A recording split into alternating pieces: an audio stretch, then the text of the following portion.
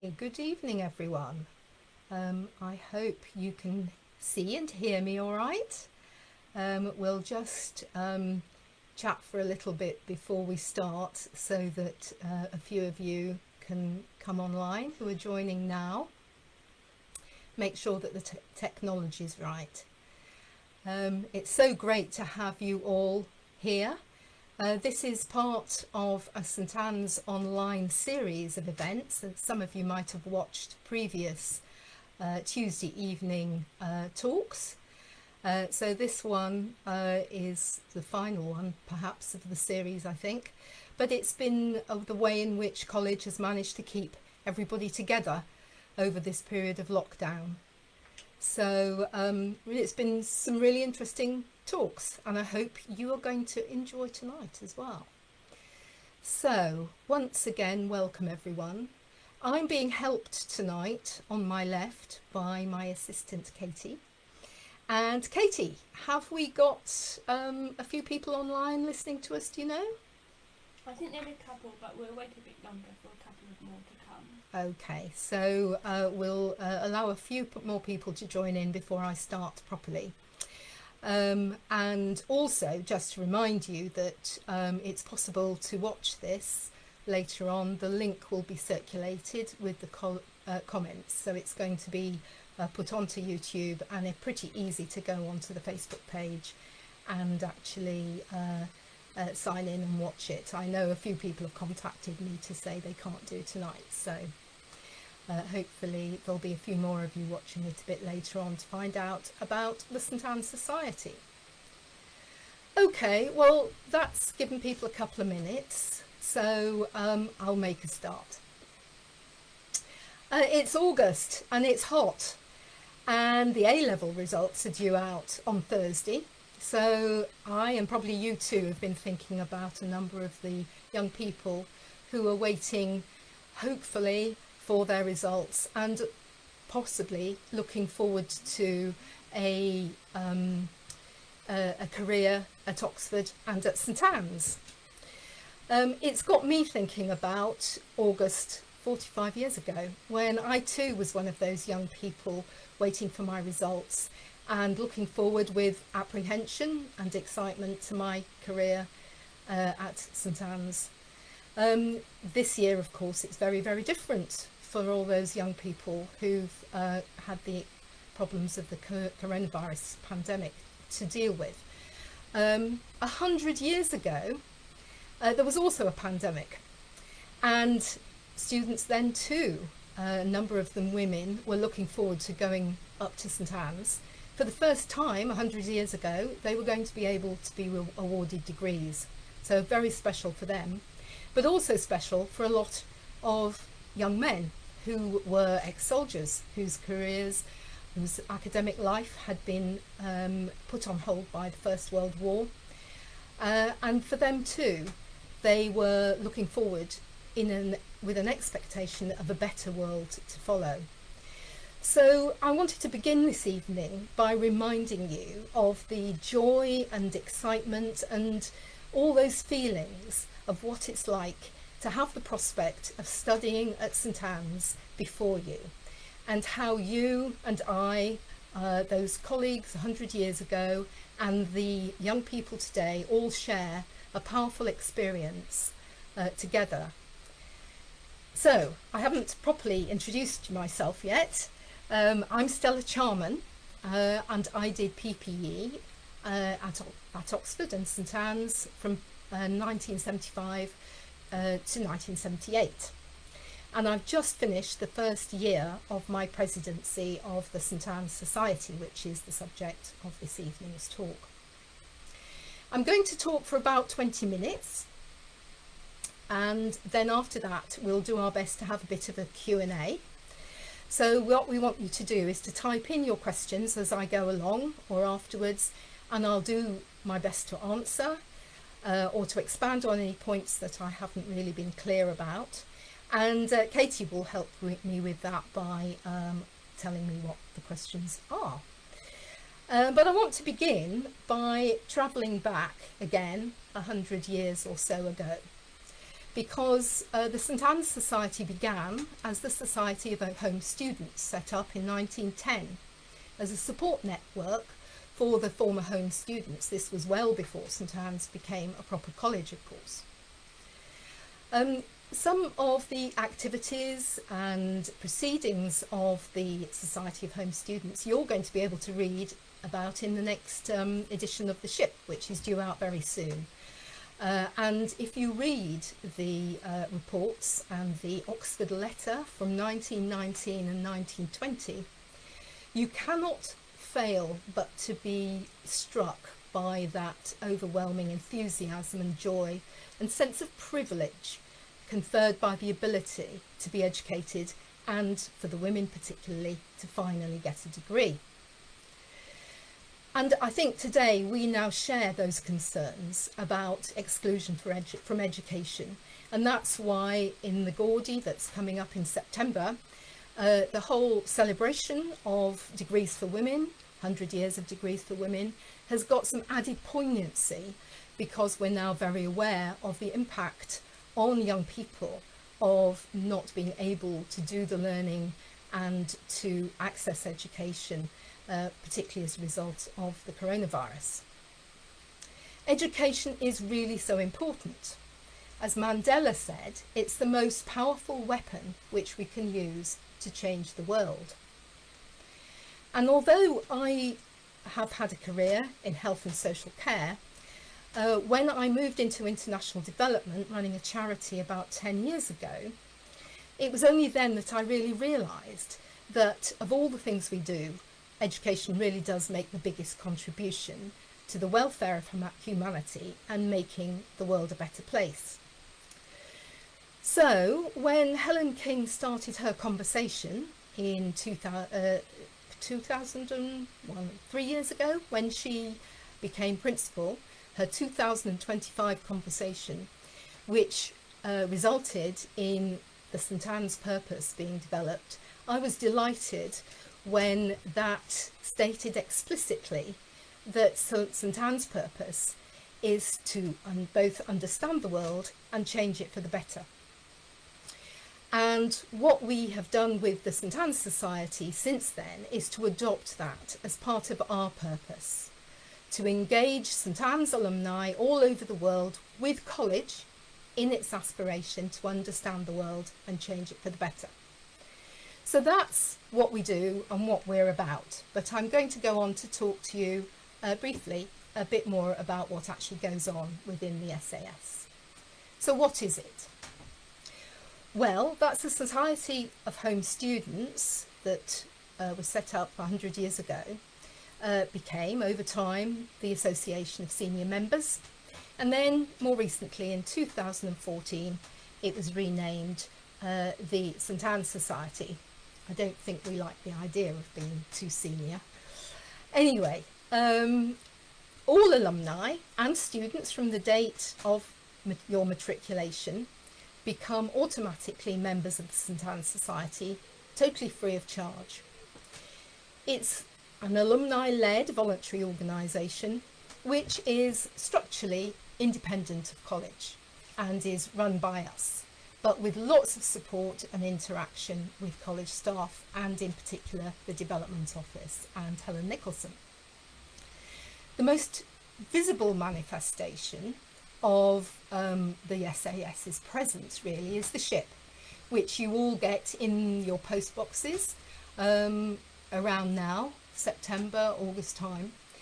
And this publication, which everybody seems to really enjoy and appreciate, and gives us such a rich archive of the activities of college and its alumni going back to the very beginning. We have a circulation for the ship of 9,000. So that shows you the reach of the St Anne's family or community of alumni. Really magnificent. And the work that we've just done recently has confirmed that you all like it, and we're going to keep it as a paper publication. Curiously, the constitution of the St Anne's Society has remained remarkably similar since it was first written in 1910, with some changes, more recently the introduction of current students as part of the membership. But crucially, the SAS enables everybody with a St Anne's education to remain connected and to remain supportive of college and supportive of that wider cause of inclusive education that I talked about at the beginning. Fundraising, of course, that's been really important for a college that doesn't have full endowments. But of course, since the development office was grown and developed itself with a really professional team of staff, we haven't done fundraising in the way that we've done in the past. We've been supportive of the fundraising effort, but really that's been the role of the development office. But we remain the key vehicle for maintaining old friendships between alumni and, crucially, creating new ones. And in modern parlance, networking that helps us in our careers and also in our personal lives. That's particularly true in my case, where my group of friends from my St Anne's days remain probably the key social support group in my life and my family's life. So let me tell you a bit more about what goes on within the SAS. Well, we've got a main committee which has the usual suspects in it. Myself as president, we have a treasurer, Mary Martin. Unfortunately at the moment we are lacking a secretary. There's an opportunity there for any of you who might want to help us out. So we have a main committee that meets 3 times a year and runs the AGM. But we also crucially have 8 regional branches. And that's where the really fun stuff happens. Each branch organises a variety of activities over the year, which range from formal dinners or lunches, cups of tea and cake, but also visits to places of interest, talks and lectures, activities that keep the brain cells working, and also maybe some fundraising activities, book discussions, and of course the all-important freshers events, which we all feel are really one of the best things that we do to welcome the new students into college just before they go up in September and enable them to meet first or second years. Sadly, looks like that's going to be a bit tricky this year, like everything else. We'll see what we can do. Branches make donations to college. Traditionally, we've done that for the Domus Fund for graduate bursaries. But more recently, some of the branches have become interested in helping the annual fund, Aim for Oxford in the North East, which really is important, hits the spot in terms of our concerns about inclusion in education. And of course, most recently this year, college has launched the Covet Fund, which is to help current students and new students whose lives have been particularly challenged by the coronavirus. So we are not just doing the Domus Fund any longer, although we do love it when Domus Fund recipients come and perhaps give us a talk in our branches or tell us what they've been doing in their research. Okay, more about what we do. Well, the main committee organises the Gordy, and at the Gordy the AGM takes place, and a number of you listening tonight will probably have attended that, so you don't need to tell me what happens at the Gordy, apart from this year of course, where it's going to be online and a bit different, and I'll say a bit more about that in a moment. Of course, I've already mentioned the ship. That's key, and that's in production at the moment, this year's edition. But I think we need to do more than this. I think we need to work out new ways in the new world of being really supportive of college, and people don't like me using military metaphors, but I want really to turn the St Anne Society into an organisation which can provide boots on the ground for St Anne's out there across the country and even around the world. And that's why I became president last year, to try and explore how we can be more effective as a group of alumni in helping college.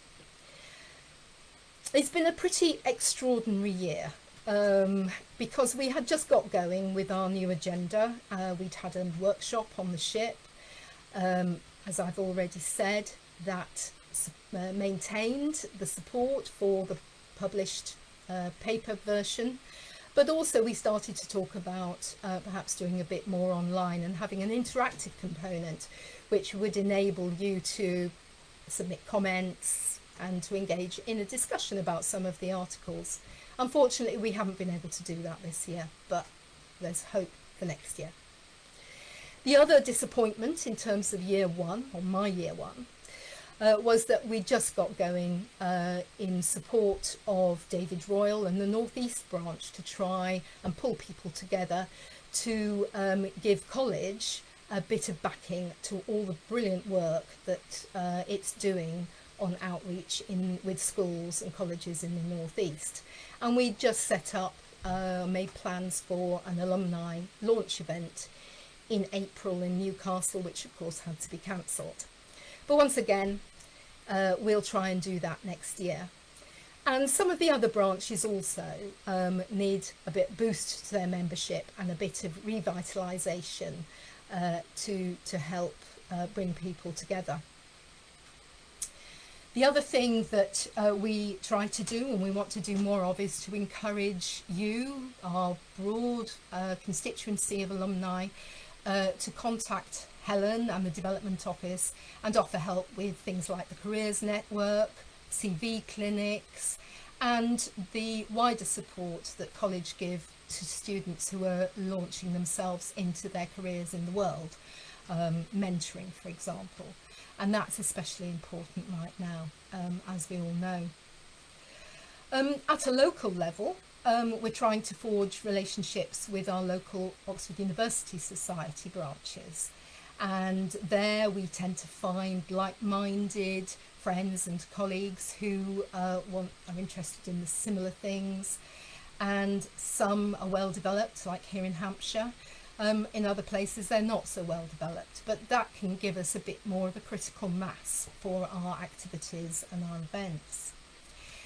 And also back on the outreach agenda, and this is an example of what we're doing in Hampshire with the local OUS, we're making links with key schools and colleges where they've struggled to encourage their students to apply to Oxford and to do outreach on behalf of Oxford and Cambridge, to give the schools that extra support for their really bright and talented students.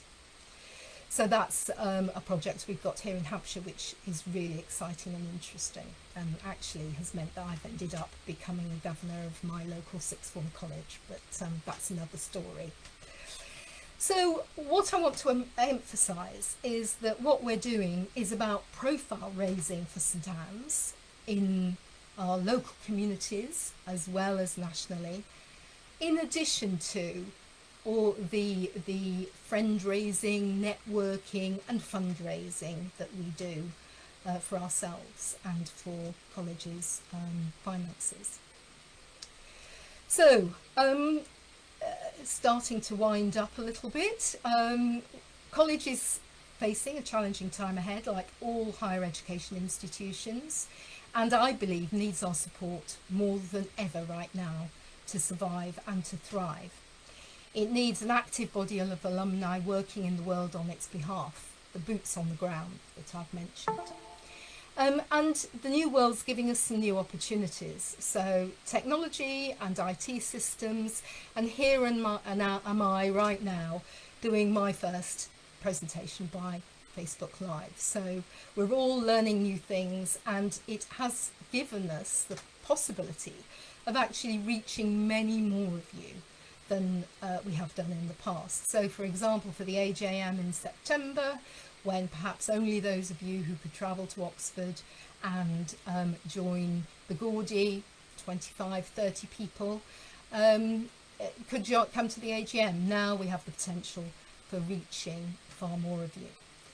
So let's talk a little bit about what's happening in September, because the university has moved its alumni weekend, Meeting Minds weekend, to an online platform which is going to go on for a whole week. It's now called Meeting Minds Global, and it includes a variety of events which are going to be really interesting, and I would really want to encourage some of you to join in.